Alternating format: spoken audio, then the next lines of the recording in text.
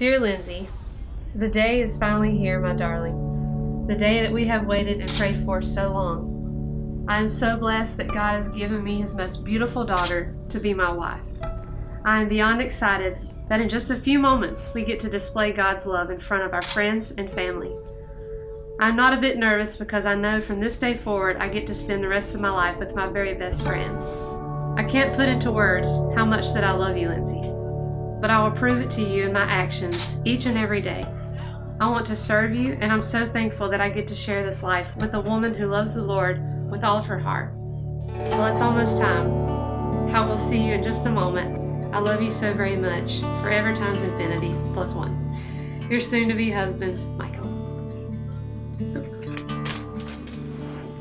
Michael, holy moly, the day is finally here.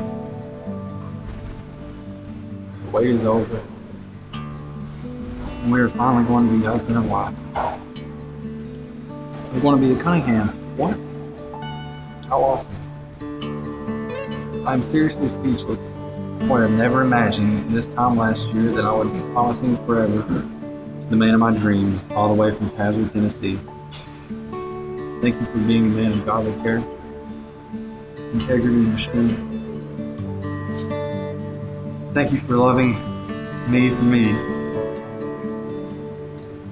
You are the calm to my crazy, and I wouldn't want to do life with anyone else in this world. As we go throughout this day, I hope you soak it all in, laugh, enjoy your friends and family. Take the time to just look around and thank God for all that He has done. I cannot wait to start this marriage journey with you, and I know that today is only the beginning. The next time I see you will be coming down the aisle. And all this hard work and preparation will be worth it. Say I do. I hope you got a little rest last time. Let's do this thing and get hitched, okay? I love you so much.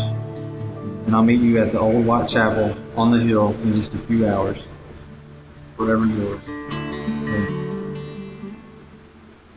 may now kiss your bride.